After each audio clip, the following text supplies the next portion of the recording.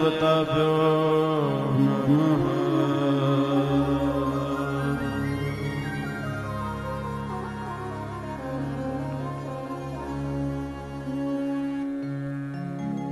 गोपी गोपाल आओ नंद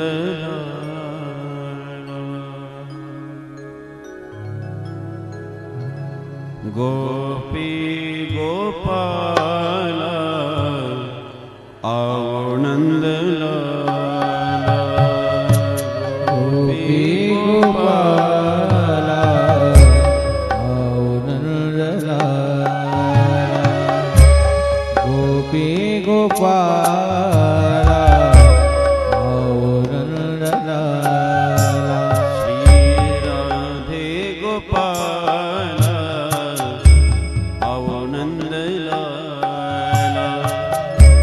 राधे गोपाल आओ नंद राधे गोपाल आओ नंद राधे गोपाल आओ नंद श्री राधे गोपाल गिरिधर गोपाल राधे गोपाल गिरिधर गोपाल श्री राधे गोपाल गिरिधर गोपाल राधे गोपाल गिरिधर गोपाल गोपी गोपाल श्री राधा आओ नंद सभी लोग गोपी गोपाल आओ नंद श्री राधे गोपाल गिरिधर गोपाल राधे गोपाल गिरिधर गोपाल सेवा के साथ सभी लोग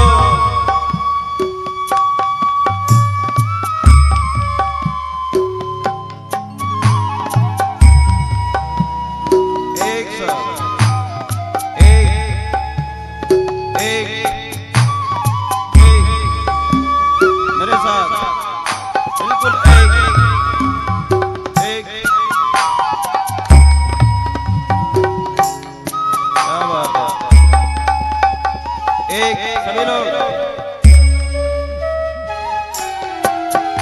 ऐसा लग रहा है मानो ये मलकापुर नहीं पंढरपुर लग रहा है। सभी के एक साथ ताली श्री राधे गोपाल गिरिधर गोपाल राधे गोपाल गिरिधर गोपाल श्री राधे गोपाल गिरिधर गोपाल राधे गोपाल गिरिधर गोपाल श्री राधे गोपाल गिरिधर गोपाल राधे गोपाल गिरिधर गोपाल श्री राधे गोपाल गिरिधर गोपाल श्री राधे गोपाल गिरिधर गोपाल श्री राधे गोपाल गिरिधर गोपाल राधे गोपाल गिरिधर गोपाल गोपी गोपाल आओ नंद गोपी गोपाल आओ नंद श्री राधे गोपाल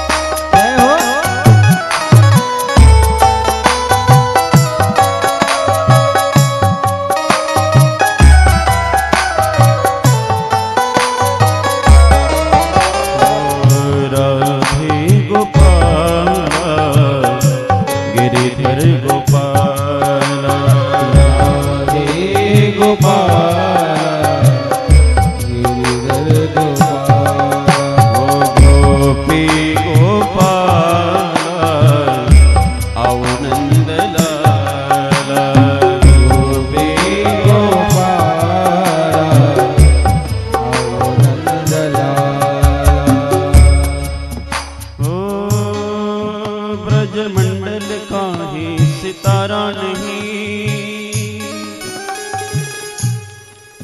ब्रजमंडल का ही सितारा नहीं, सारी जग का उजियारा है तू।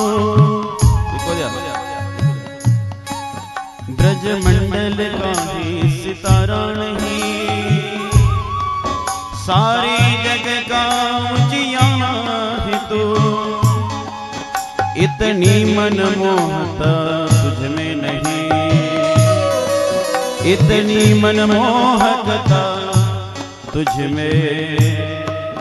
सबके दिल को अति प्यारा तू, सबके दिल को अति प्यारा, सबके दिल को अति प्यारा तू, सबके दिल को अति प्यारा, सबके दिल को अति प्यारा तू,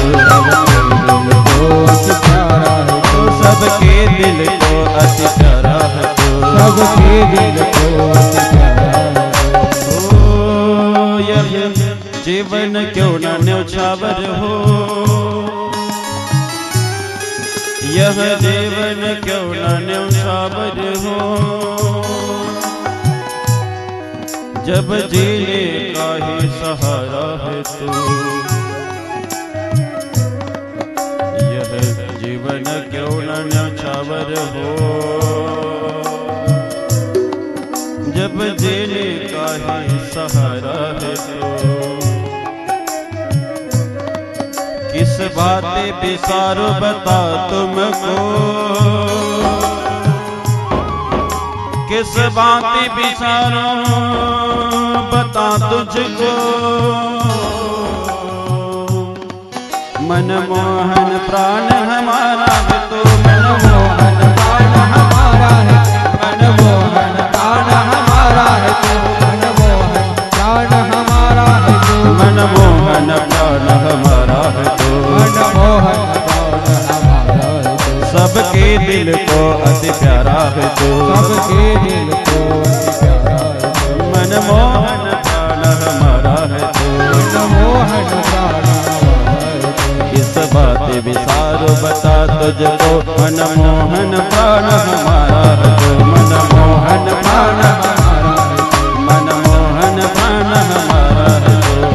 सभी लोग हाथ खोले कहेंगे, हे गोपी गोपाला आओ नंद लाला, गोपी गोपाला हे गोपी गोपाला आओ नंद लाला, गोपी गोपाला आओ नंद लाला। हरि बोल।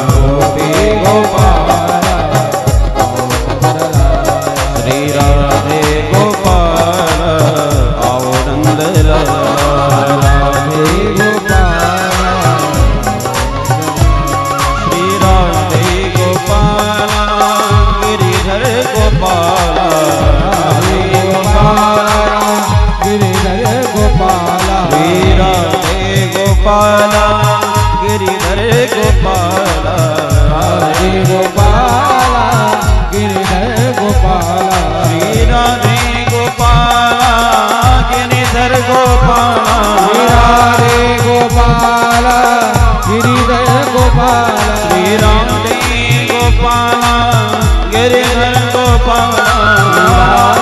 गोपाला, गिरिधर गोपाला श्री राधे गोपाला गिरिधर गोपाला राधे गोपाला गिरिधर गोपाला गोपी गोपाला आओ नंद लाला गोपी गोपाला आओ नंद लाला गोपी गोपाला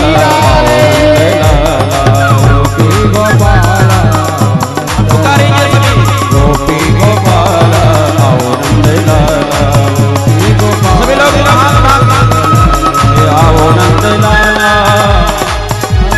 आओ गोपाला आओ गोपाला आओ नंद लाला सभी पुकारिए प्रेम भाव आओ गोपाला हे आओ नंद लाला हे आओ गोपाला हे आओ नंद लाला आओ गोपाला आओ नंद लाला आओ गोपाला हे आओ नंद लाला हे आओ नंद लाला हे आओ गोपाला गोपाला हे आओ नंद लाला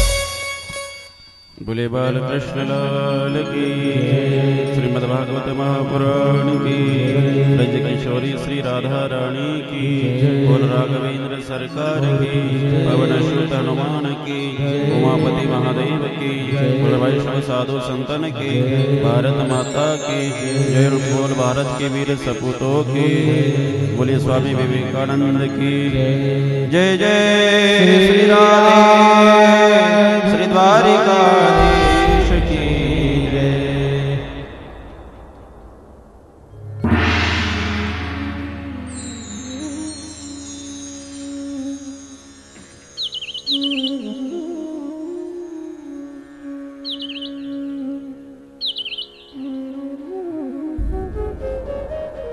सच्चिदानंद रूपाय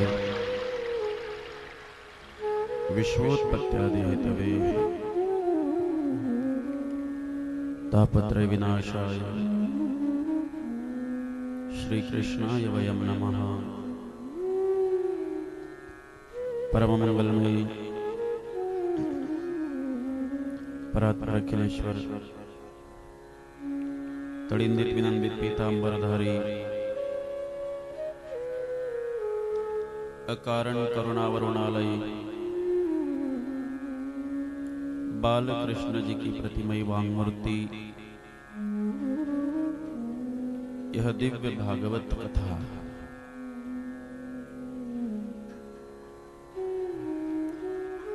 भाग्योदयेन बहुजन्म समर्जितेन विकुकमिकर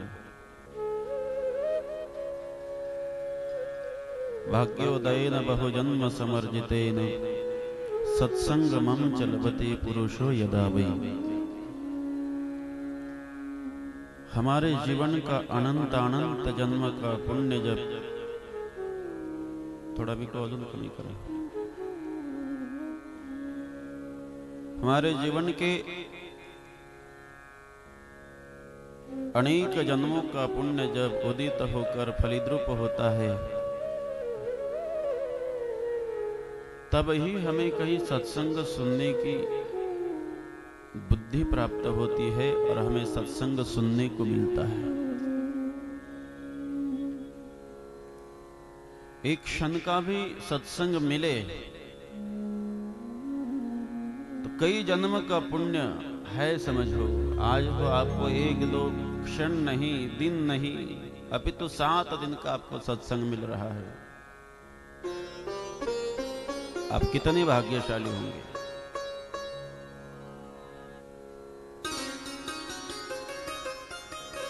जन्मो जन्मी आमी बहु पुण्य केले, तेव्हा या विठ्ठले कृपा केली।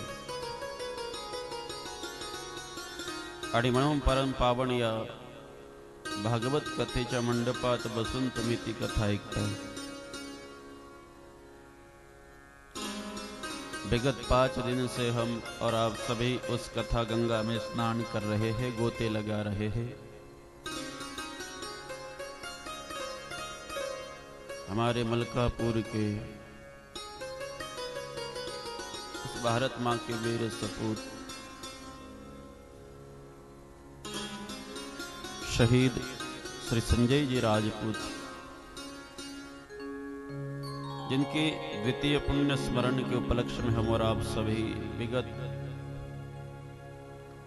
5 दिनों से इस दिव्य कथा का रसपान कर रहे हैं। आज 5वें दिन में हम प्रवेश कर रहे हैं। मैंने कल कहा था आपको, दुख की अपेक्षा सुख का समय जल्दी व्यतीत होता है। दुख से भी अधिक तीव्र गति से, सुख से भी अधिक तीव्र गति से आनंद का समय निकलता है। आनंद से भी अधिक गति से परम आनंद का समय निकलता है, और उससे भी तीव्र जलद गति से ब्रह्मानंद का समय निकलता है। तो गए 5 दिनों से यह ब्रह्मानंद की वर्षा हो रही थी, और एक के पीछे एक, एक के पीछे एक, 4 दिन बीत कर 5वां दिन कब आया हमें पता ही नहीं चला। और कल आप सभी पंडाल में बैठे लोग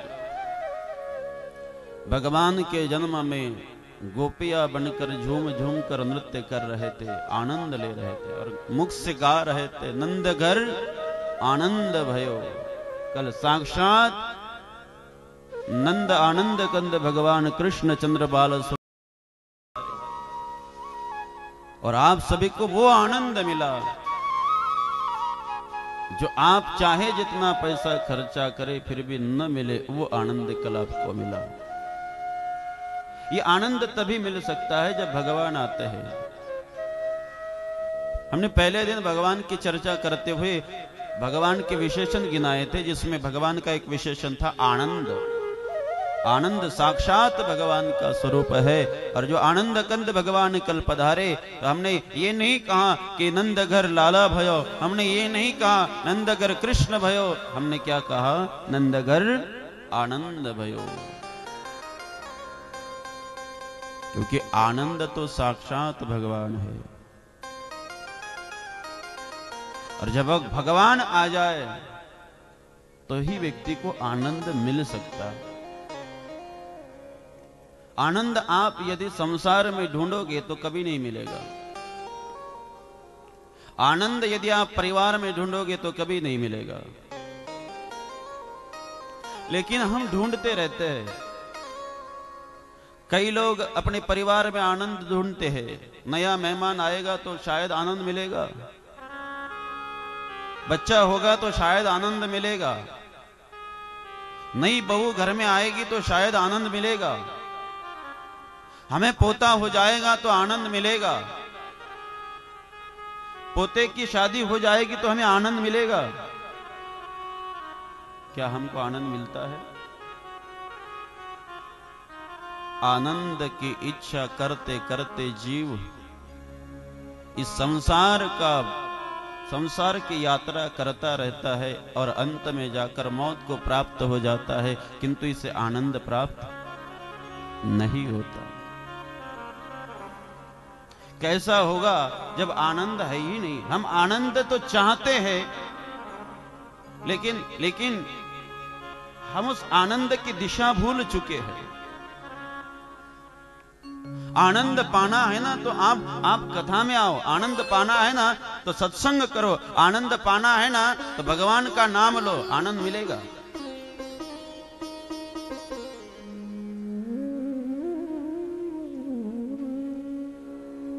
यहां आपको आनंद मिलता है, लेकिन कई लोग होते हैं यहां आनंद लेना नहीं चाहते।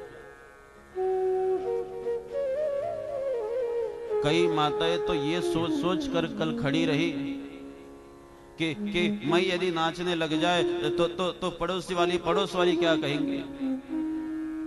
वो तो मेरे मोहल्ले में जामे सबको बता देगी कि कहेगी अरे वो तो कल मीरा बन गई थी, बड़ी उछल उछल के नृत्य कर रही थी कल भागवत में। कई माताएं तो सोचते रहती है कि नहीं हम कल नाचेंगे, हम कल नाचेंगे, हम कल नाचेंगे, करते करते 8 दिन बीत जाते हैं और फिर कहते हैं अरे राम भागवत हो गया, मेरी बड़ी इच्छा थी भगवान के भजनों में नृत्य करने की।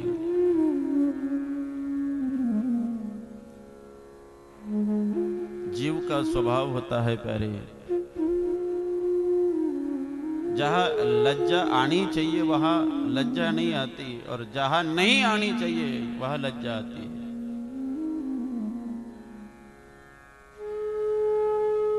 आमच्याकडे ज्या वेळेला लग्न होतं ना त्यावेळेला लग्नामध्ये बँड सांगितलं जातं, बँड, आणि त्या बँड वरती लोक नाचतात। हे आतापासून नाही चालू आलं, हे आधीपासून। भगवान शिवजीच्या लग्नामध्ये वराती नाचायला लागले। ते वराती कुठले होते? भूते वेताळ नाचते हर्षयुक्त उमापती। त्या काळी महादेवाच्या लग्नात भूत नाचत होते, आताच्या महादेवाच्या लग्नात चुडेली सुद्धा नाचतात।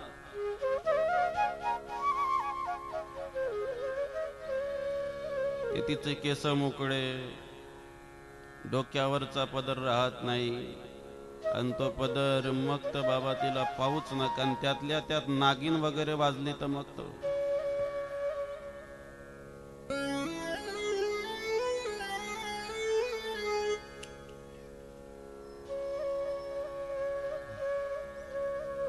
महिला कुठं नाचायच्या माहिती आहे महाराज?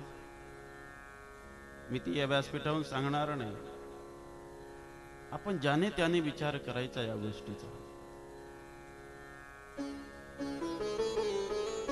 आधीच्या काळामध्ये मनोरंजनाकरता पैसे देऊन नाचण्याकरता बोलावल्या जात होतं, तेव्हा नाचत होत्या त्या महिला। आणि आता आम्ही भर रोडवरती भर चौकामध्ये लोकांच्या समोर नाचतोय, तिथं नाही लाज वाटत महाराज। आणि इथं 50 वेळा म्हणा टाळी वाजवा, टाळी वाजवा, टाळी वाजवा, तरी फरक पडत नाही। काल कृष्ण जन्मामध्ये तसं तर सर्वांनी आनंद घेतला, पण काही कंजूसी करतच होत्या। त्या कंजूसी करणाऱ्यांनाच बोलतोय मी, सर्वांना नाही। आता ज्याने त्याने समजून घ्यायचं आपण कोणाला बोलते महाराज म्हणून। आता बोलता येतं, आता काय मला 2-3 दिवसच राहायचं आहे। सुरुवात मध्ये यासाठी बोललो नाहीत मी, मला राहायचं होतं भरपूर दिवस।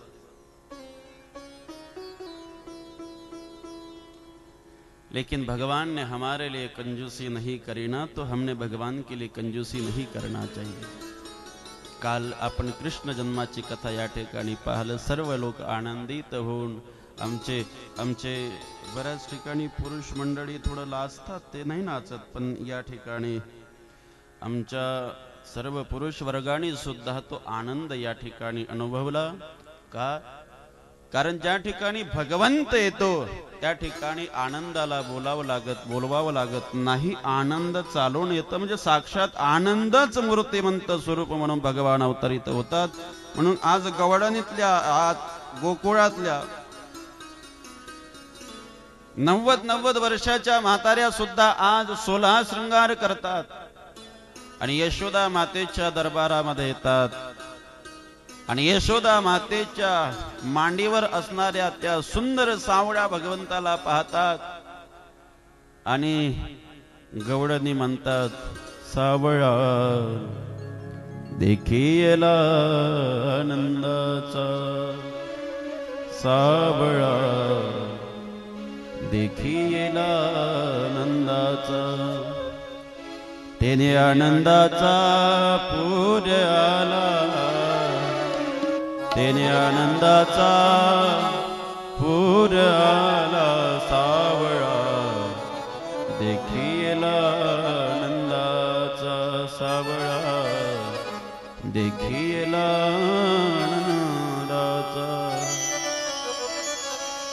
सावळ्या भगवंताला यशोदा मातेच्या मांडीवर पाहिलं आणि 90 वर्षाच्या म्हाताऱ्यात सुद्धा माना 16 श्रृंगार करून यशोदा मातेला बधाई देतात आणि यशोदा मातेच्या दारामध्ये नृत्य करतात की मैंने मेहंदी लगाई रे कृष्ण नाम की, हो मैंने मेहंदी रचाई रे कृष्ण नाम की, हो मैंने मेहंदी रचाई रे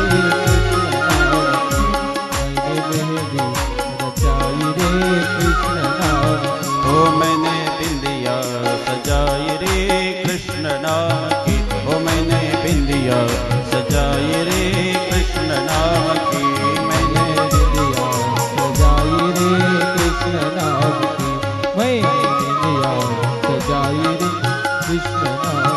ओ मेरी चूड़ियों पे कृष्ण, मेरी चूड़ियों पे कृष्ण, मेरी चूड़ियों पे कृष्ण, मेरी चूड़ियों पे कृष्ण, मेरी चुनरी पे कृष्ण, मेरी चुनरी पे कृष्ण, मेरी चुनरी पे कृष्ण, मेरी चुनरी पे कृष्ण. ओ मैंने नथनी लगाई रे कृष्ण नाम के, ओ मैंने मेहंदी रचाई रे कृष्ण नाम के, मैंने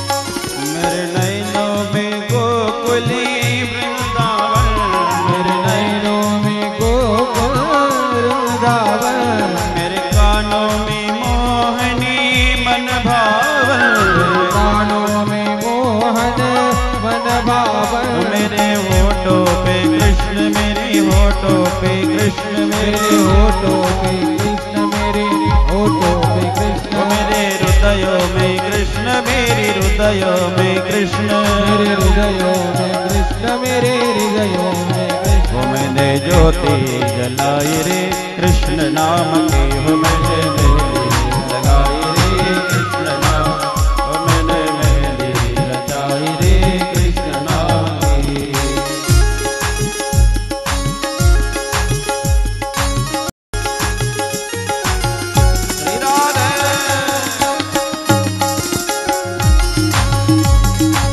ईमानदारी से सारी सेवा कर रहे हैं, बड़ा अच्छा लग रहा है. आप सभी को धन्यवाद.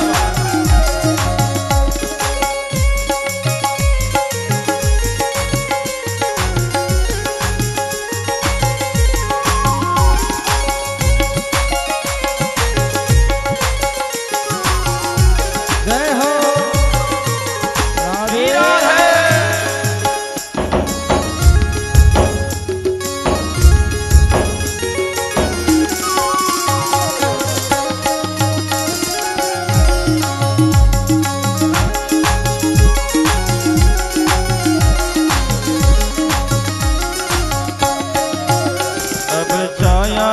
कृष्ण अंग अंग में हो, अब छाया है कृष्ण मेरे अंग में, अब छाया है कृष्ण मेरे अंग में, अब छाया है कृष्ण मेरे अंग में.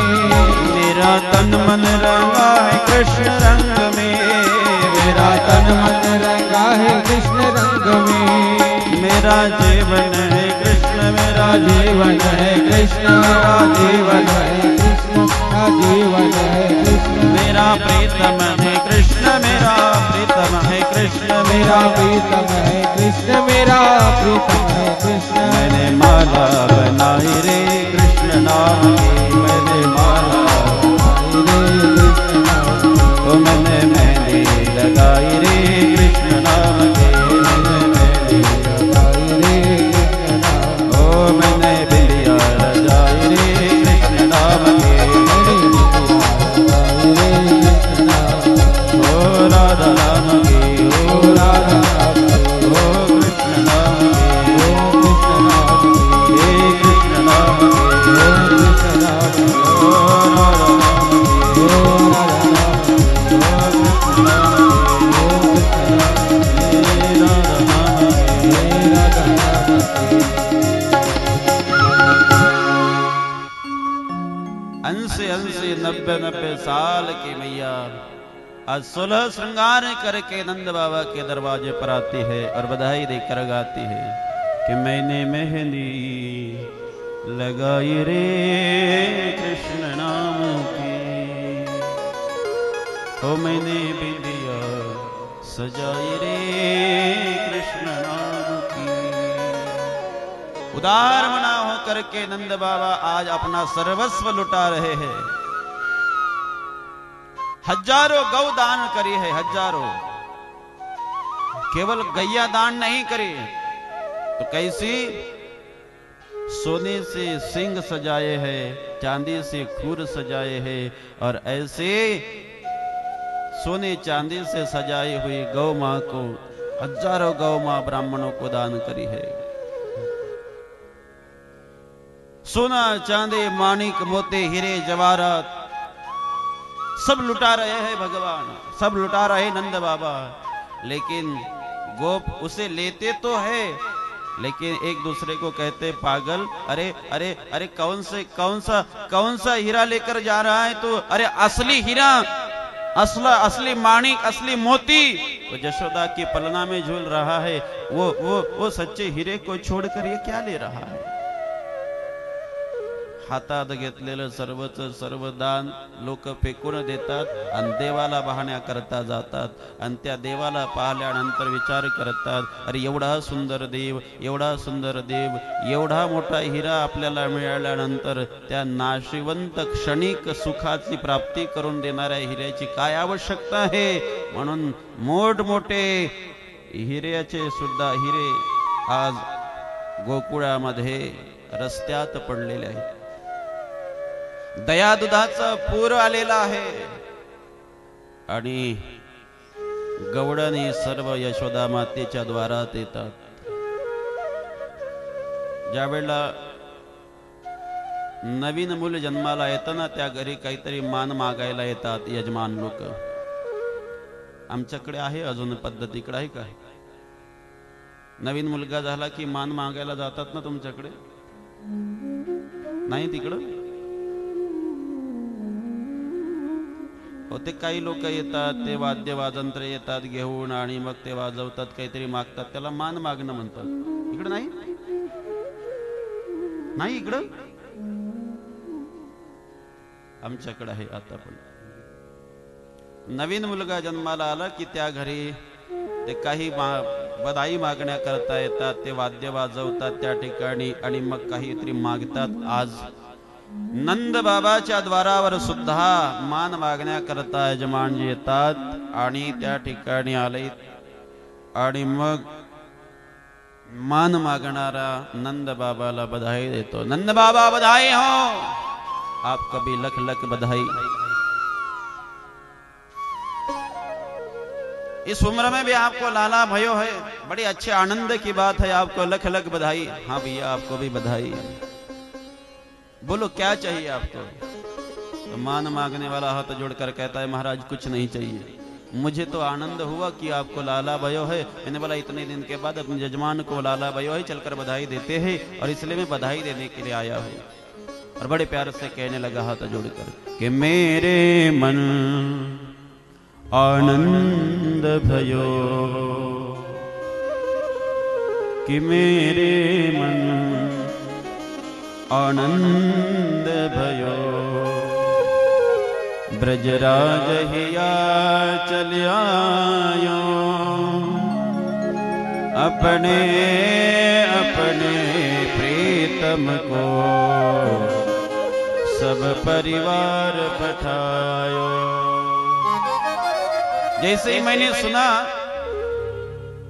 कि मैया जशोदा को नंद बाबा को लाला भयो है, मेरे मन में बहुत आनंद हुआ और मैं अपने आप को रोक नहीं पाया। हर किसी ने तो अपने अपने प्रियजन को भेजा है बधाई देने के लिए, लेकिन मैं अपने आप को रोक नहीं पाया, मैं खुद आपको बधाई देने के लिए आया। ब्रजराज ही आज चले आयो। अच्छा, बड़ी कृपा की महाराज आप आए, कहो ना आपको क्या चाहिए?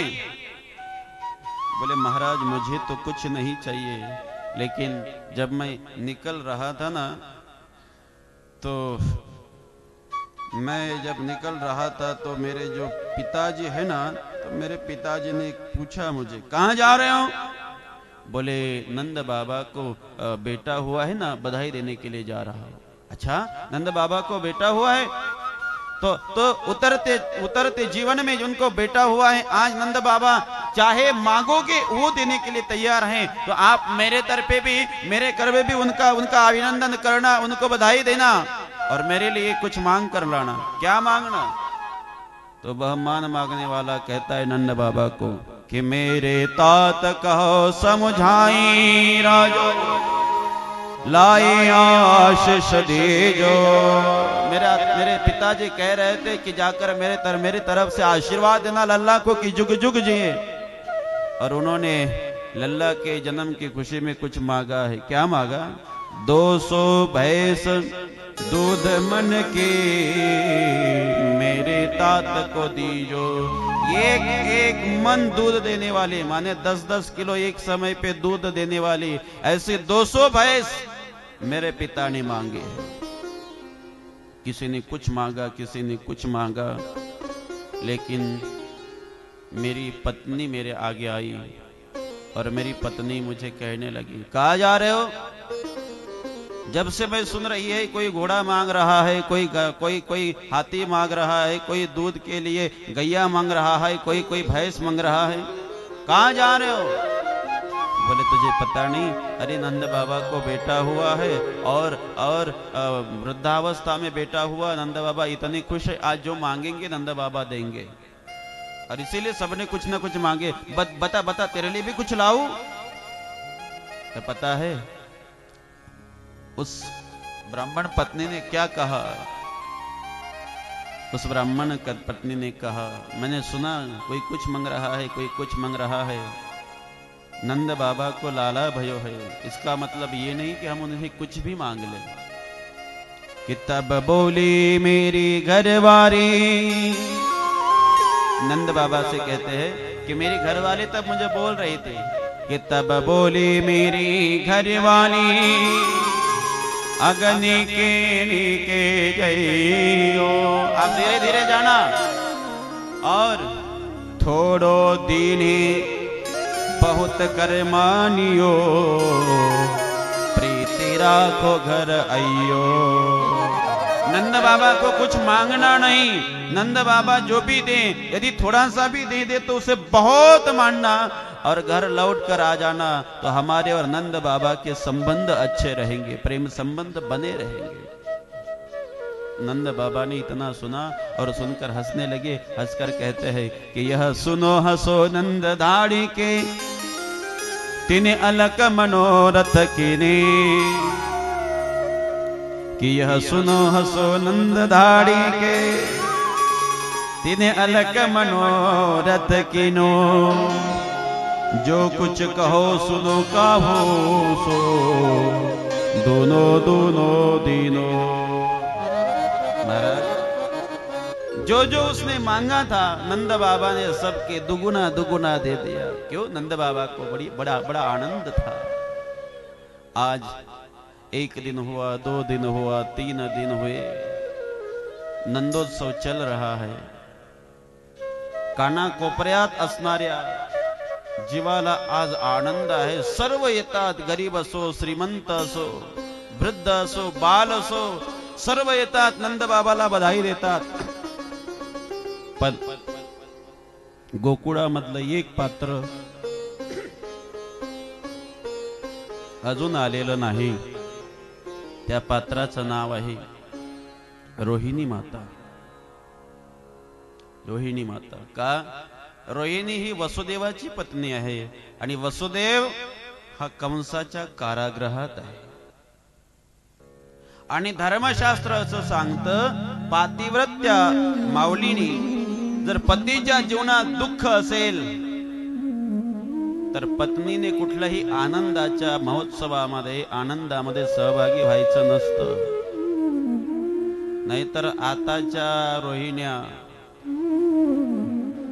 पती बिचारा तिकडे कामामध्ये टेन्शन मुळे रडत बसतोय आणि हे नटून थटून लग्नाला जातं। पति के जीवन में दुख होना, तो शास्त्र ऐसा कहता है कि माताओं ने नहीं जाना चाहिए किसी। आज 3 दिवस झाले नंदोत्सव चालू आहे, पण तरी सुद्धा रोहिणी माता आली नाही। त्यावेळेला नंद बाबांनीच तयारी केली। रोहिणी मातेच्या घरी येतात आणि रोहिणी मातेला सांगतात, बहन 3 दिन हो गए मुझे लाला हुआ। अगं आपल्या गोकुळामधल्या लहान मुलांपासून थेट म्हाताऱ्यांपर्यंत सर्व लोक येऊन आज मला बधाई देऊन गेलेत, पण तू एवढी मोठी, एवढी माझी जवळची असून मला अभिनंदन करण्याकरता तू आली नाही, माझ्या मुलाला पाहण्याकरता आली नाही। रोहिणी माँ कहने लगी, भैया मेरी तो बड़ी इच्छा थी कि मैं कब लाला को देखूं। इस गोकुल में तुम्हें लाला होने की जितनी खुशी मुझे है ना, शायद और किसी को नहीं होगी। लेकिन आपको तो पता है मेरे पति कंस के कारागृह में बंदी है और वो वहां दुखी है, तो मैं कैसे किसी खुशी में, किसी आनंद में सहभागी हो सकती हूँ। नंद बाबा कहते हैं, अरे बहना, ये तो तेरा अपना लल्ला है ना, ये तो तेरे भाई का बेटा है ना, चल मैं लेने के लिए आया। गेल्या कित्येक दिवसांपासून पती कारागृहात असल्यामुळे घरामध्ये काही नाही। आता काय द्यायचं? मुलाला बघण्याकरता आपण जातो त्यावेळेला काही ना काही घेऊन जातो। रोहिणी मातेकडे काही नाही आणि म्हणून रोहिणी मातेने फार सुंदर एक मोराचं पंख हातात घेतलंय आणि निघालेत। रोहिणी मातेने ज्या वेळेला भगवंताला आपल्या मांडीवर ते घेतलं, पाहायला लागले आणि पाहून महाराज डोळे मिटून त्या भगवंताचं चिंतन करतात, काय माझं भाग्य, आज जगाचा परमात्मा माझ्या मांडीवर ते। आणि फार सुंदर भगवंताची स्तुती गायलेली आहेत महाराज, की जय जय श्री गोकुलेश नंद के दुलारे, जय जय श्री गोकुलेश नंद के दुलारे। आज गोकुळातल्या सर्व लोकांना आनंद आहे। किती आनंद आहे हा शब्दात नाही सांगता येणार महाराज। त्यावेळेला आमचे तुकाराम महाराज सुद्धा गोपाळांच्या रूपामध्ये त्या ठिकाणी होते आणि तुकोबारायांनी तो अनुभव पाहला आणि तुकोबारायला असं वाटलं की हा आनंद पुढे येणाऱ्या कलियुगातल्या लोकांकरता आपण सांगावं, वर्णन करावं। म्हणून तुकोबारायांनी तो आनंद लिहिण्याकरता कलम हातात घेतले आणि लिहायला सुरुवात केली। ज्यांनी 5वा वेद जगमान्य होणारा तुकोबारायांचा गाथा निर्माण केला, त्या तुकोबारायाला भगवंत जन्माला आल्यानंतर गोकुळात आनंद किती झाला हे सांगण्याकरता शब्द सुचत नाही। कोणाला म्हणतो मी? तुमच्या गावच्या शिक्षकाला नाही, जगाला 5वा वेद मान्य होईल अशी तुकोबारायांनी गाथा निर्माण केली। त्या तुकोबारायांना देव जन्माला आल्यानंतर किती आनंद झाला हे सांगण्याकरता शब्द सुचत नाही। किती झाला, किती झाला. आणि मग तुकोबारायला वाटलं मला शब्द सुचत नाही ना. का? कारण माझ्या शब्दाच्या पलीकडचा आनंद आज गोकुळामध्ये आहे, म्हणून शब्द लिहिला. अंत पार नाही लेखा गोकुळीच्या सुखा. ज्या सुखाला अंतही नाही आणि पारही नाही, असं सुख आज कुठे झालेलं आहे? गोकुळामध्ये झालेलं आहे. गोकुळीच्या सुखा अंत पार नाही लेखा. याचा अंतही लागत नाही, पारही लागत नाही. कशाप्रमाणे? तुम्ही समुद्र पाहला का हो मलकापूरवासी येऊन? पाहला का? कोणी कोणी पाहला? हात वर करा थोडा. चांगले चांगले, असे असे बांडे नाही, असे नाही, असे. खूप कमी लोकांनी पाहला. मग इकडे तुम्ही पाहला? खरं बोला, विचार करा. पाहला ना? बरं, खाली करा हात. ज्यांनी ज्यांनी हात वर केला त्यांनी खरंच समुद्र पाहला का सांगा? हो, खरंच पाहला? सांगा बरं, त्या समुद्रात किती पाणी आहे?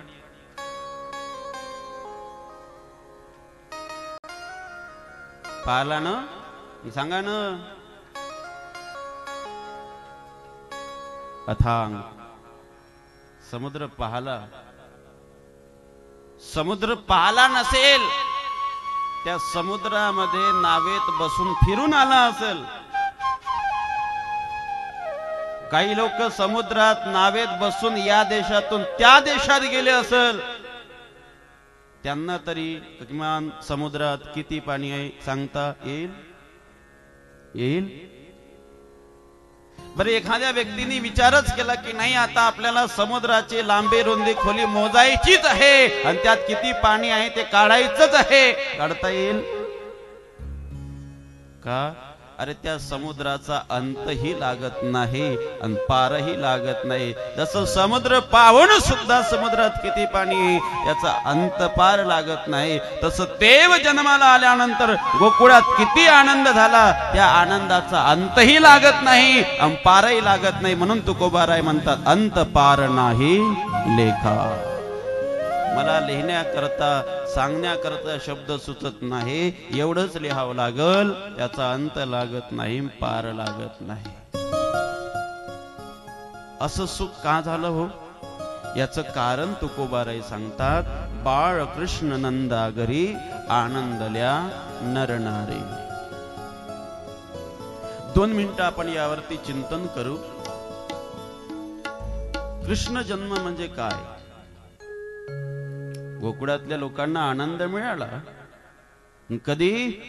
ज्या वेळेला भगवान कृष्ण बाल स्वरूपामध्ये गोकुळात जन्माला आला तेव्हा. आपल्याला का मिळत नाही? याचं कारण आपल्या गोकुळात अजून भगवंत जन्माला आलेला नाही. थोडं आध्यात्मिक चिंतन आपण मांडण्याचा प्रयत्न करू. परम आदरणीय आमचे नितीन महाराज उपस्थित आहे. मोठ्याच्या समोर काय बोलावं हाच प्रश्न पडतो. वर या ना महाराज, वर बसा ना. थोडं इकडे इकडे बसा ना. असं आहे का? थोडं आध्यात्मिक चिंतन आपण मांडण्याचा प्रयत्न करू. कृष्ण जन्म म्हणजे काय? आता मी विचारतोय, तुम्ही बोलायचा पटपट. कालच्या महाराजांनी जसं म्हटलं तसं, अर्धा तुम्ही अर्धा आम्ही, सर्व मीच नाही. तुम्ही बोलायचं आणि मी बोलायचं, अर्धा अर्धा आपण आता करू. कारण आता 5 दिवसात तुम्ही अर्धे भागवतकार झालेच नाही का? हो म्हणा, नाही तर नाही म्हणा. बर, गोकुळ म्हणजे नेमकं काय? भगवान कुठे जन्माला आलेत? गोकुळामध्ये. गोकुळ म्हणजे काय? उत्तर प्रदेशामध्ये मथुरेजवळ जे शहर आहे, गाव आहे, ते शहर गोकुळ. पण ते नाही. तुकोबाराय ज्याचं वर्णन करतात ते उत्तर प्रदेशातलं गोकुळ नाही. मग गो नाम इंद्रिय आणि कुळ नाम संग्रह. कुळ म्हणतो ना, या ठिकाणी एका आडनावाचे अनेक लोक राहतात. त्याला काय म्हणता तुम्ही? कुळ म्हणता की नाही, तू कोण्या कुळाचा आहे? मराठीत, आता मराठीतच बोलतोय ना मी. तुम्ही कोण्या कुळाचे हो, म्हणजे कोण्या संग्रहातले. गो नाम इंद्रिय आणि कुळ नाम संग्रह. ज्या ठिकाणी इंद्रियाचा संग्रह आहे त्याला गोकुळ असं म्हणतात. म्हणून 5 ज्ञानेंद्रिय, 5 कर्मेंद्रिय, या 10 इंद्रियाचा संग्रह ज्या देहात आहे त्या देहाला म्हटलं जातं गोकुळ. देह हे काय आहे? गोकुळ आहे. बरं, गोकुळ तेव्हाही होतं, भगवान जन्माला यायच्या आधी सुद्धा गोकुळ होतं की नाही? बोलत चला. भगवान जन्माला यायच्या आधी गोकुळ होतं की नाही? पण भगवान जन्माला यायच्या आधी गोकुळ असून सुद्धा गोकुळात आनंद नव्हता. पण ज्या वेळेला देव त्या ठिकाणी जन्माला आला त्यावेळेला तिथे काय झाला? आनंद झाला. मग देव जन्माला येण्याकरता गोकुळामध्ये आधी 4 पात्र निर्माण झाले. कोणकोणचे? एक गाई, दुसऱ्या गवळणी, तिसरे नंद बाबा आणि चौथी यशोदा माता. हे 4 पात्र लक्षात घ्या बरं का. कोणकोणचे? गाई, गवळणी, यशोदा माता आणि नंद बाबा. देव जन्माला जर यायचा असेल तर याकरता 4 गोष्टीची गरज आहे, 4 पात्राची गरज आहे.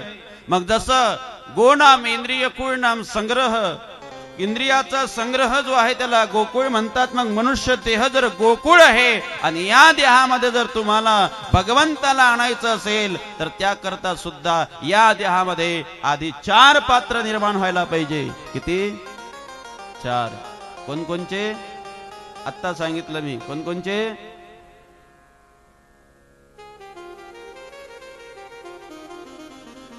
आम्हाला काय माहिती, नडी फुंकले सोनारे इकडून तिकडे गेले वारे. गवळणी, गाई, नंदबाबा, यशोदा माता. आणि 4ही पात्र आपल्याला या शरीरात आणायचे आहे. मग कसे आणायचे आहे तर लक्षात घ्या. 5 ज्ञानेंद्रिय आणि 5 कर्मेंद्रिय. आपले इंद्रिय आपल्या ताब्यात नसतात. आपले इंद्रिय आपल्या ताब्यात नसतात. गाडी चालवता चालवता हायवेच्या कडेला जर एखाद्या ठिकाणी ढाबा दिसला, बार दिसला, राहतं का ताब्यात? तुम्हाला काय माहिती? इकडं माहिती असेल काहींना, म्हणजे इथं आलेल्यांना नाही. जे आले नाही इथं त्यांची गोष्ट करतोय.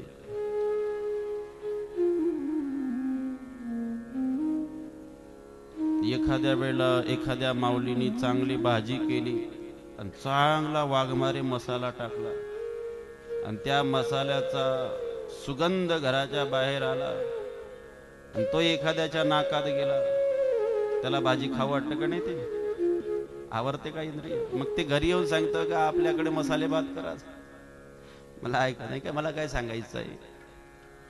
इंद्रियांना आपण आवरू शकत नाही. आपले इंद्रिय जे खाऊ नये ते खातात, जे पिऊ नये ते पितात. इंद्रिय आपल्या ताब्यात नाही. ती इंद्रिय आपले सैरावैरा पडतात, जिकडे जाऊ नये तिकडे जातात, जे जे खाऊ नये ते ते खातात. तसं गायी सुद्धा महाराज सैरावैरा पडतात. तुम्ही जंगलामध्ये जा, गायी चारणाऱ्याला विचारा, गायी चारताना किती त्रास होतोय. एक गाय इकडं पळतं, एक गाय तिकडं पळतं, एक गाय तिकडं पळतं. म्हणून जेवढा त्रास त्या गायी सांभाळणाऱ्याला होतं त्याहीपेक्षा काही पटीनं त्रास आपल्याला इंद्रिय सांभाळताना होतं. म्हणून आपल्या इंद्रियांना सांभाळण्याकरता त्या काळामध्ये गायीला सांभाळण्याकरता देवाला, आपल्या इंद्रियाला सुद्धा सांभाळण्याकरता देव याव म्हणून आपल्या शरीरात असणाऱ्या इंद्रियांना गायी बनवायचंय. इंद्रियांना काय बनवायचंय? गायी. 4 पात्र लक्षात घ्यायचे आहे. पहिलं पात्र गाय. इंद्रियाला काय बनवायचं आहे? गाय. दुसरं पात्र गोकुळामध्ये होतं. कोण? गवळणी. प्रत्येक इंद्रियांच्या काही ना काही वासना आहे. इंद्रियांना वासना आहे की नाही? तुम्ही म्हणाल महाराज आम्हाला वासना नाही. शक्यच नाही. वासना कोणाला सुटली नाही. वासना कोणाला सुटली नाही. तुम्ही म्हणाल महाराज साधू संतालाही वासना आहे. वासनेपासून संत सुद्धा सुटले नाही. प्रमाण देऊ तुम्हाला. देव वसे चित्ती त्याचे घडावे संगती, ऐसे आवडते मना देवा पुरवावी वासना। मला असं आवडतं देवा, ही माझी वासना आहे की ज्याच्या चित्तात देव असेल त्याची संगती मला घडाव, ही माझी वासना आहे। देवा माझी वासना पूर्ण करा। संताला सुद्धा वासना सुटली नाही, देवाला सुद्धा वासना सुटली नाही। वासनेने दीन केले देवासी, नीच वामनत्व आले त्यासी।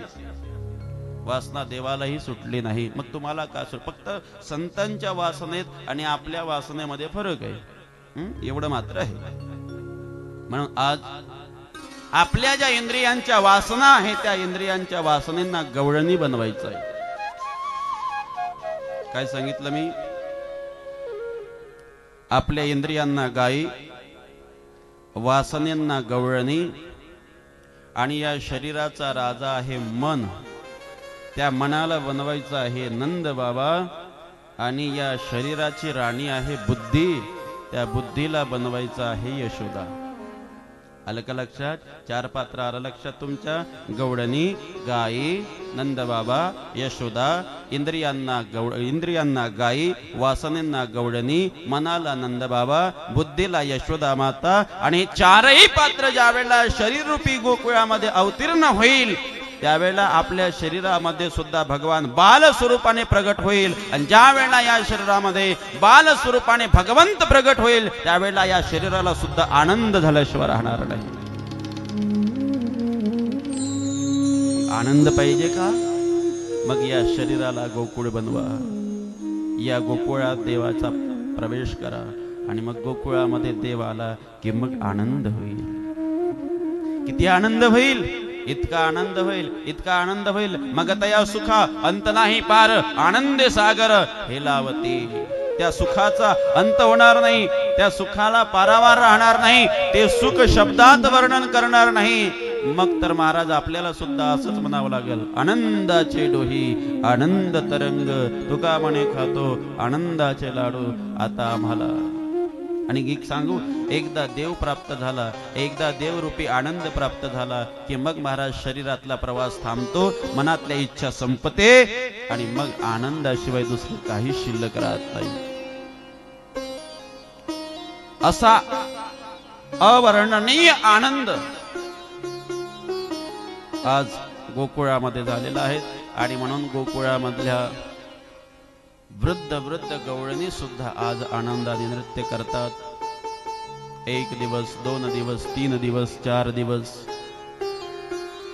6 दिवस पर्यंत आनंद अविरत चाललं। 6 दिवस झाले कोणालाही कळलं नाही। 6व्या दिवशी कंसाने मीटिंग भरवली, अरे एवढा हा कडेकोट बंदोबस्त केला तरी सुद्धा माझा शत्रू गोकुळामध्ये कसा जन्माला आला। आता या सर्व गोष्टीचं चिंतन केल्यापेक्षा त्याला कसं मारता येईल याचं चिंतन करायचं, म्हणून सभा भरवली आणि आदेश दिला, जो कोई मेरे शत्रु को मारेगा उसे मैं मेरा अर्धराज्य दान दे दूंगा। त्याच सभेत बसली होती पूतना मावशी, पैजेचा विडा उचलला तिनं। मूर्खा, लाज वाटत तुला? अरे कालचं ना आजचं कार्टन, तिला मारण्याकरता अर्ध राज्य। आता हिला काय माहितीये कालचं होतं की आजचं होतं किंवा अनादी कालचं होतं। मग महाराज ते म्हणले, मैं मारूंगा उसे। बोले तू? अरे मौसी जरा आई ना, मैं अपनी शक्ल देख ली, तुझे देख के तो कोई अंदर नहीं आने देगा, मारने की बात तो दूर है। ते म्हटलं तुला काय करायचं, ते मेलं म्हणजे झालं ना? म्हणले हो। आणि असं सुंदर स्वरूप बनवलं महाराज, सुंदर स्वरूप, जणू काही स्वर्गीची अप्सरा आपल्या स्तनामध्ये दूध भरलेलं आहे, विष भरलेलं आहे, आणि निघाली गोकुळाच्या दिशेनं। स्तनात दूध आणि विष का भरले याचं कारण असं आहे, ही पूर्वजन्मातली बळी महाराजांची कन्या आहे। ज्यावेळेला भगवंतांनी वामन स्वरूप धारण केलं, बटू स्वरूपामध्ये भगवान बळी महाराजांच्या द्वारावरती येतात। त्या मुलीने पाहिलं आणि विचार करतात, काय सुंदर रूप आहे, एवढं सुंदर जर माझं बाळ असतं तर मी माझ्या मांडीवर घेऊन त्याला स्तनपान केलं असतं मोठ्या प्रेमाने। देव म्हणतात तुझी इच्छा मी पूर्ण करेल, पर द्वापार युगामध्ये भगवंताने विराट स्वरूप धारण केलंय आणि एका पायामध्ये भूमी व्यापली, दुसऱ्या पायामध्ये सत्यलोक, जनलोक, महलोक, तपलोक, दिव्यलोक, ब्रह्मलोक मापला, तिसऱ्या पायाने बळीला डोक्यावर पाय ठेवून पाताळात घातलंय आणि हे सर्व कृत्य तिने पाहिलं. आणि मग म्हणतात, अरे असा मुलगा, आणि मला माझा जर असा मुलगा असेल तर त्याला मी विष पाजून मारल्याशिवाय राहणार नाही. देव म्हणतात, हेही तुझी इच्छा मी पूर्ण करेल द्वापार युगामध्ये. तीच रत्नमाला बडी महाराजांची मुलगी आज कोण झाली? पूतना. आणि म्हणून स्तनामध्ये विष दूध भरलेलं आहे. गोकुळामध्ये आली, यशोदा मातेच्या द्वारावरती ते दाराला थाप मारते, दार उघडलं, पाहते तर अनोळखी चेहरा. कोण? पूतना म्हणते, मला ओळखलं नाही तू? नाही. अगं मी तुझी बहीण. कुठली बहीण? माझ्या आईला मी एकुलती. कुठली बहीण? नाही, चुलत बहीण. अगं पण माझ्या बापालाच भाऊ नाही ना, मला चुलताच नाही, चुलत बहीण आली कुठून? लांबच्या नात्यानं. बर मग आतापर्यंत कुठं होती? लॉकडाऊन लागलं होतं ना, अडकली होती मुंबईला. मग आता ऐकायला आलं काय तुला मुलगा झाला, मग म्हणून आंगड टोपड घेऊन आली. यशोदेला वाटलं दाल में कुछ काला है. यशोदा म्हणते, बघा आताच त्याला मी दूध पाजलंय, झोपलंय ते, नंतर या तुम्ही. पाळण्यात झोपल्या झोपल्या देव विचार करतात, मी काही तर झोपा काढायला आलो का? आणि झोपायचंच होतं तर आमच्या क्षीरसागरामध्ये काही कमी होतं का? एक तर बोनीचं ग्राहक लागलं ना, आई म्हणते झोपलं. आणि दुकानदार पहा, व्यापारी लोक, बोनीचं गिराईक वापस जाऊ देत नाही. तुम्हाला चिल्लर करायची असली ना, चिल्लर 2000ची नोट घेऊन सकाळी सकाळी एखाद्या दुकानात जा. ते 50 दुकानं घुमवून येईल पण तुम्हाला वापस करणार नाही. याच्या उलट 100 रुपयाची नोट घेऊन जा संध्याकाळला, ते म्हणतात चिल्लर आणा, चिल्लर 100 रुपयासाठी. काय बोनीचे ग्राहक वापस पाठवत नसतं. देव म्हणतात हे बोनीचे ग्राहक लागलेला आहे. आणि म्हणून भगवंताने रडायला आरंभ केला. इतकं रडतात, इतकं रडतात. यशोदा माता म्हणते, जा घे त्याला. आणि मग यशोदा मातेने सांगितल्यावर ते आलीत. आल्यानंतर भगवंताला आपल्या मांडीवर घेतलं, पाहायला लागली. पाहता पाहता विसरली कशा करता आलो. का? कारण देव आहेच इतके सुंदर. पुतनेला सुद्धा आपल्या स्वरूपाच्या द्वारे मोहून टाकलेलं आहे. भगवान एवढे सुंदर आहेत. राजस सकुमार मदनाचा पुतळा, रवी शशिकळा लोपलिया. भगवान एवढे सुंदर आहेत. पुढे आपण भजन घेऊया. भगवंताने थोड्याच वेळात लक्षात आणून दिलं, अरे पुतना तू जिस काम केली आहे ना, वो काम करले. आणि म्हणून लक्षात आणून दिलं. त्यावेळेला पुतनेने आपल्या स्तनाला भगवंताला लावलेलं आहे. भगवंतांनी डोळे मिटले. आता डोळे का मिटले याचे गर्ग संहितेमध्ये 26 कारण सांगितलेले आहे. त्यातले 1-2 सांगतो, 26 सांगायला वेळ नाही, 1-2 सांगतोय.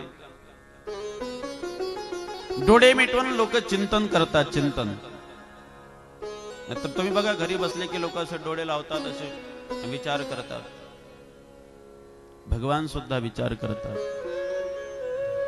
अरे मी राक्षस मारण्याकरता या ठिकाणी येतो, इथं आल्यानंतर मला राक्षस नाही भेटत, पण आधी राक्षसीच येतात. राम जन्मामध्ये सुद्धा आधी ताटिका आली, कृष्ण जन्मामध्ये सुद्धा आता पुतना आली. डोळे लावून विचार करतात. काही काही लोक डोळे लावून चिंतन करतात, देवाचं भजन करतात. काही काही लोक बघा, ज्या वेळेला भजन होतंय त्यावेळेला डोळे मिटतात, टाळी वाजवतात, मुखातून भगवंताचं चिंतन करतात. देव सुद्धा डोळे लावून ध्यान करतात. आता देव कुणाचं ध्यान करतात? देव देवादिदेव महादेवाचं ध्यान करतात. का? देव महादेवाला म्हणतात, महादेवा काय मी छोटस रूप घेऊन या ठिकाणी दही दूध खाण्याकरता आलो. दही दूध तर मिळालं नाही, ही जहर पाजायला आली. पण जहर काही आपल्याला पिता येत नाही बा. पण जहर पिण्याचा अधिकार तुम्हाला नॉलेज आहे. समुद्र मंथन झालं त्यावेळेला हलाहल नावाचं विष तुम्ही घेतलं. आता असं करा, यातलं जहर तुम्ही घ्या, दूध मी घेतो. असं डोळे लावून विचार करतात ना, चिंतन करतात देवाचं. भगवंतानी महाराज दूध प्राशन केलेलं आहे, रक्त प्राशन केलंय, मज्जा प्राशन केली आणि शेवटी पंच प्राणाला ओढ दिली. त्यावेळेला पुतना ओरडायला लागले, कृष्णा सोड, कृष्णा सोड, कृष्णा सोड, कृष्णा सोड. देव म्हणतात मी आधी धरण्याच्याच भानगडीत पडत नाही आणि एकदा पकडलं तर मारल्याशिवाय सोडत नाही, जन्मसिद्ध अधिकार आहे माझा. आणि मारली महाराज पुतना, मारली म्हणजे पुतनेला सायुज्यताची मुक्ति दिली. जो मुक्ति कुछ समय पश्चात माँ यशोदा को मिलने वाले थे, जो मुक्ति कुछ समय बाद माँ देवकी को मिलने वाले थे, इन दोनों माताओं से पहले वही मुक्ति पुतना माँ को मिली. हमारे भगवान इतने करुणावान है. मारण्याकरता जी आली तिला सुद्धा आईचं स्थान दिलं, एवढे उदार. आणि मग महाराज यशोदा मातेनी ज्या वेळेला पाळण्यामध्ये देवाला पाहिलं नाही, धावत सुटली, कृष्ण कुठे, कृष्ण कुठे. ज्या वेळेला पुतना मरून पडली खऱ्या स्वरूपामध्ये, त्यावेळेला असं सांगतात की ते 18,000 योजन होती असं म्हणतात. हे अतिशयोक्ती अलंकार या ठिकाणी वापरल्या गेलेला आहे. ज्या वेळेला एखाद्या व्यक्ती एखाद्या वस्तूचं भयानकत्व ज्या वेळेला श्रोत्यांच्या लक्षात आणून देण्याकरता केला जाणारा अलंकार असतो त्याला अतिशयोक्ती अलंकार असं म्हटलं जातं. नाहीतर तुम्ही बघा एखाद्या वेळेला एखाद्या गल्लीमध्ये छोटासा साप निघतो, साप सर्प, त्यावेळेला सांगणारे त्याला इतके करून सांगतात की तो सकाळी निघाला तर दुपारपर्यंत एवढा होतो. केवढा होता रे साप? एवढा होता. केवढा होता रे साप? एवढा होता. केवढा होता रे साप? हा एवढा होता. केवढा होता रे साप? हा एवढा होता. म्हणजेच त्या सापाचं भयानकत्व लोकांना सांगण्याकरता तिथे अतिशयोक्ती अलंकार वापरला जातो. तसं एवढं सांगायचं आहे शुकदेवजी भगवंताला की ते पुतना भयानक होती, विशाल होती. म्हणून गोकुळवासियांनी त्या पुतनेच्या शरीराचे खंड खंड केलेत आणि एक मोठासा ढीग लावला आणि त्याला पेटवल्या गेलेला आहे. यशोदा मातेने भगवंताला जवळ घेतलं, स्नान केलेलं आहे आणि स्नान घालवल्यानंतर यशोदा मातेने त्याचे दृष्ट काढली. दृष्ट काढून भगवंताला सुंदर सजवलेलं आहे. नाही काही पिवळा पितांबर घालवलेला आहे, कपाळाला गंध लावलं, गोपी चंदन लावलेलं आहे, घुंगराले काळे काळे बागे केस आहेत, नाही काही डोळ्यामध्ये काजळ लावलेलं आहे. आणि मग महाराज परमात्म्याला उभं केलं आणि गवळणी सकाळी सकाळचा वेळ, गवळणी ज्या वेळेला भगवंताला पाहण्याकरता येतात आणि एकटक लावून भगवंताला दृष्ट लागल अशा दृष्टीनं पाहतात.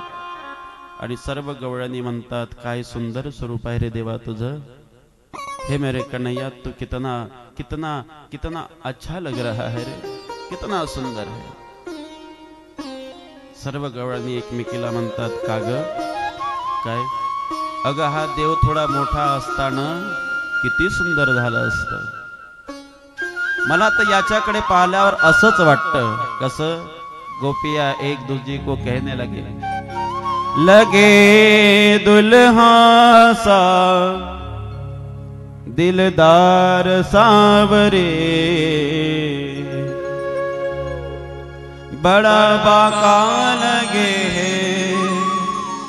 दिलदार सावरे.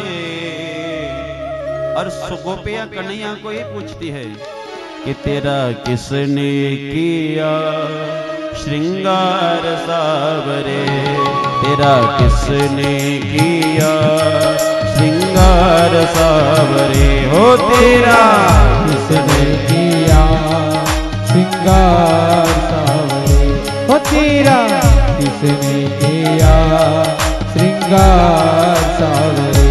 ओ लगे दुल्हा सा दिलदार सावरे, बड़ा बाका लगे है दिलदार सावरे, हो तेरा किसने किया श्रृंगार सावरे, हो तेरा किसने किया श्रृंगार सावरे.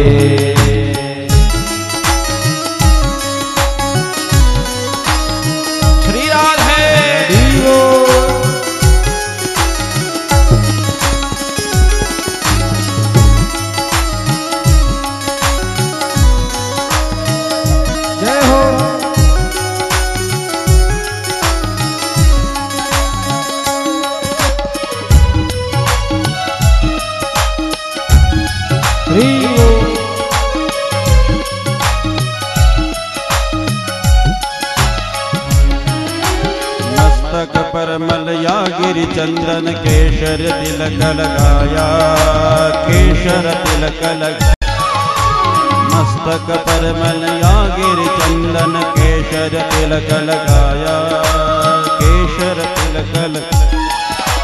मोर मुकुट कानों में कुंडल चित्त बहुत हर्षाया, चित्त बहुत हर्षाया। अरे रे रे मोर मुकुट कानों में कुंडल चित्त बहुत हर्षाया, चित्त बहुत हर्षाया। ये महकता रहे हर बार सावरे, महकता रहे हर बार सावरे। ओ तेरा किसने किया श्रृंगार सावरे, ओ तेरा किसने किया श्रृंगार सावरे। राधे हरि सेवा।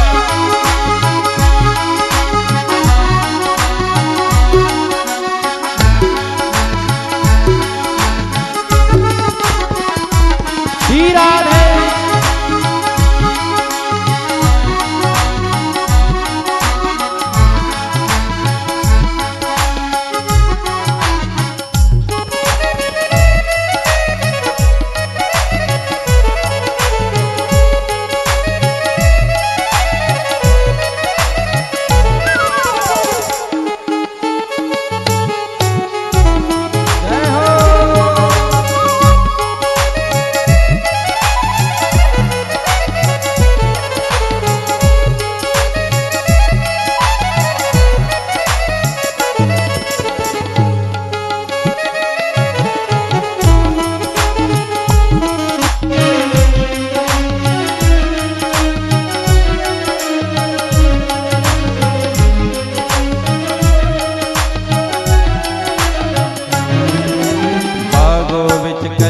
चुन चुन कर सुंदर हार बनाया, सुंदर हार बनाया। बागों बिच कलिया चुन चुन कर सुंदर हार बनाया, ओ सुंदर हार बनाया। अरे रे रे रे रहे सलामत हाथ सदा वो जिसने तुझे सजाया, जिसने तुझे सजाया। अरे रे रे रे रहे सलामत हाथ सदा वो जिसने तुम्हें सजाया, जिसने तुम्हें सजाया। ओ सजाता रहे हर बार सावरे, सजाता रहे हर बार सावरे। वो तेरा किसने किया श्रृंगार सावरे, तेरा किसने किया श्रृंगार सावरे। जय हो।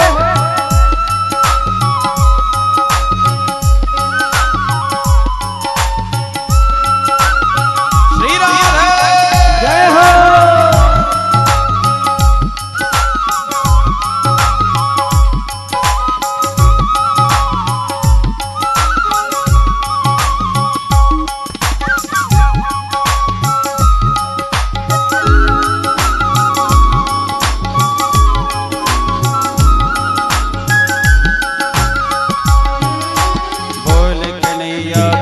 तुझे मैं कौन सा भजन सुनाओ, कौन सा भजन सुनाओ। अरे रे रे रे बोल कन्हैया बोल तुझे मैं कौन सा भजन सुनाओ, कौन सा भजन सुनाओ। अरे रे रे ऐसा कोई राग बता दे तू नाचे मैं गाओ, तू नाचे मैं गाओ। अरे रे रे रे ऐसा कोई राग बता दे तू नाचे मैं गाओ, तू नाचे मैं गाओ। ओ नचाता रहूँ हर बार सावरे, नचाता रहूँ हर बार सावरे। हो तेरा किसने किया श्रृंगार सावरे, तेरा किसने किया श्रृंगार सावरे।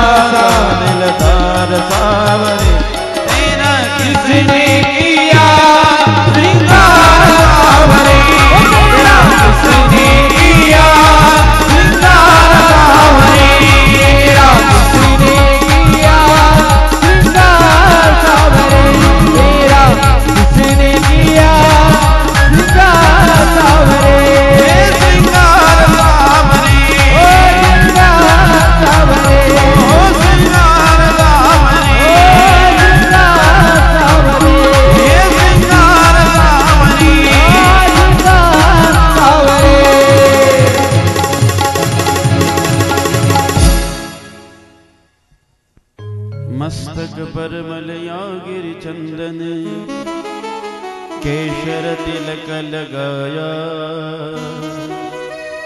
केशर तिलक लगाया। मोर मुकुट कानों में कुंडल चित्त बहुत हर्षाया, चित्त बहुत हर्षाया। महकता रहे हर बार सावरे, महकता रहे हर बार सावरे। तेरा किसने किया श्रृंगार सावरे, तेरा किसने किया श्रृंगार सावरे।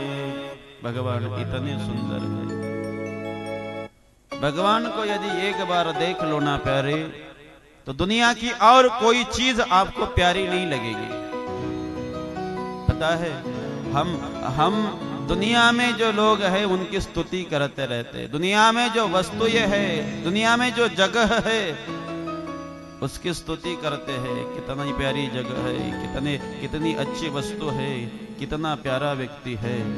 लेकिन पता है, ये दुनिया की सब चीजें आपको तभी तक अच्छी लगती हैं जब दुनिया को बनाने वाले भगवान को आपने नहीं देखा। कई लोग तो प्यारे दुनिया में बनाने वाले लोग व्यक्ति की स्तुति करते रहते। मैंने एक गाना सुना था, मेरा फ्रेंड गुनगुना रहा था। कितनी प्यारी आँख,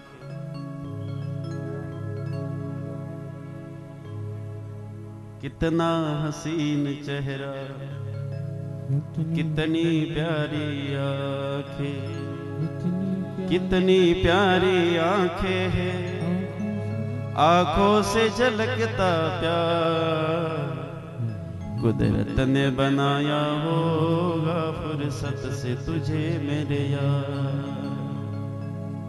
किसको देख के गाता है? एक नाशवान शरीर को, उसे वो अच्छा लगता है, लेकिन कब तक? अरे थोड़ा सा विचार कर पगले, ये नाशवान शरीर को यदि भगवान इतना अच्छा बना सकता है तो सोच उसको बनाने वाला भगवान कितना सुंदर होगा। मैंने एक गजल सुनी थी, जब नई नई निकली थी तो हर जवान व्यक्ति के मुख पर थी वो, आपने भी सुनी होगी कई। एक गजल थी प्यारे, चांदी जैसा रंग है तेरा। सुनिए अपने, जब नई नई थी तो हर कोई गाता था बड़े शौक से कि चांदी जैसा रंग है तेरा, सोने जैसे बाल, एक तो ही धनवान है गोरी, बाकी सब कंगाल है। एक तो ही धनवान है गोरी, बाकी सब कंगाल।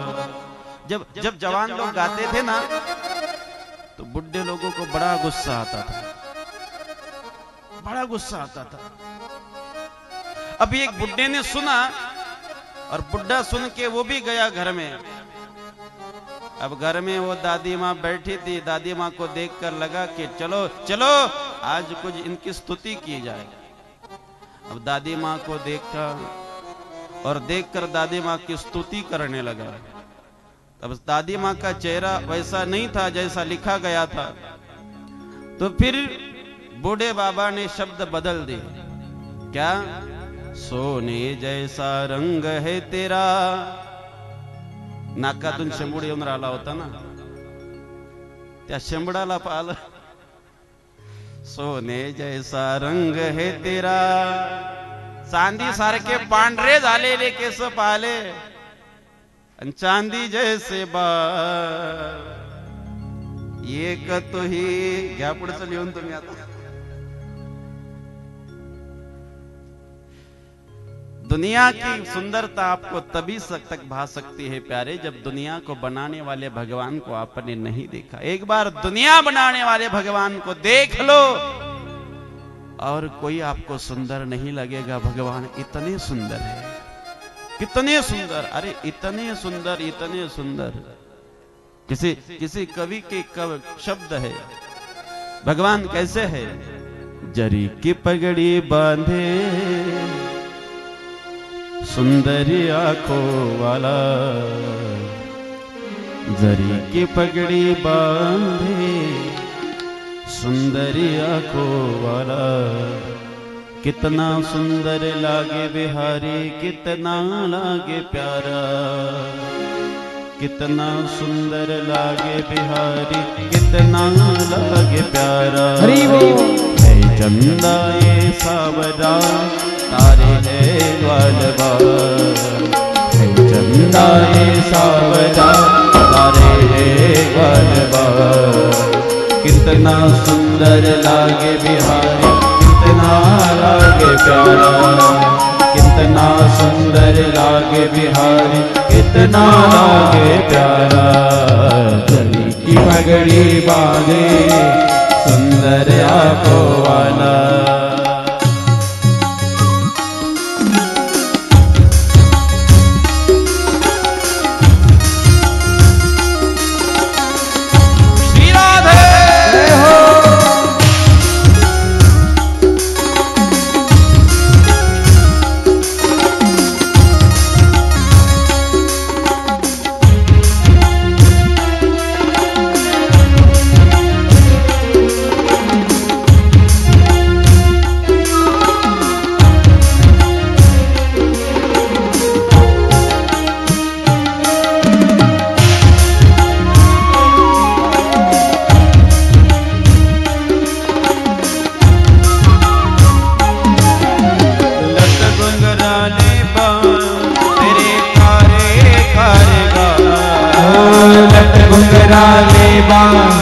तेरे कारे कारगा, लट गुंगराले बा तेरे कारे कारबा, लट गुंगराले बा तेरे कारे कारगा। सुंदर श्याम सलोना तेरी टेढ़ी मेढ़ी चाल, सुंदर श्याम सलोना तेरी टेढ़ी मेढ़ी चाल। हवा में सर सर करता तेरा पीतांबर मतवाला, हवा में सर सर करता तेरा पीतांबर मतवाला। कितना सुंदर लागे बिहारी, कितना लागे प्यारा, कितना सुंदर लागे बिहारी, कितना लागे प्यारा, प्यारा प्यारा, कितना सुंदर लागे बिहारी, कितना लागे प्यारा। जरी की पगड़ी बांधे आंखों वाला, जरी की पगड़ी बांधे सुंदर आंखों वाला, कितना सुंदर लागे बिहारी, कितना लागे प्यारा, कितना सुंदर लागे बिहारी, कितना लागे।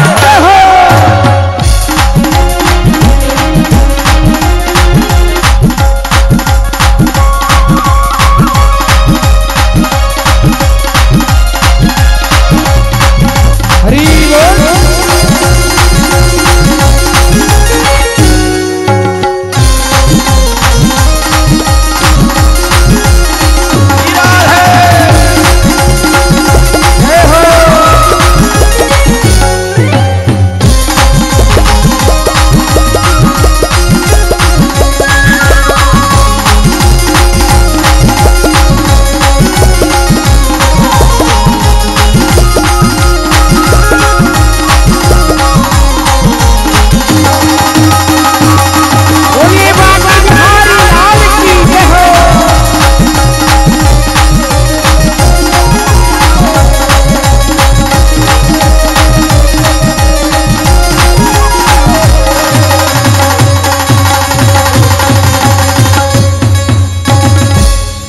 भाग्य बिहारी लाल।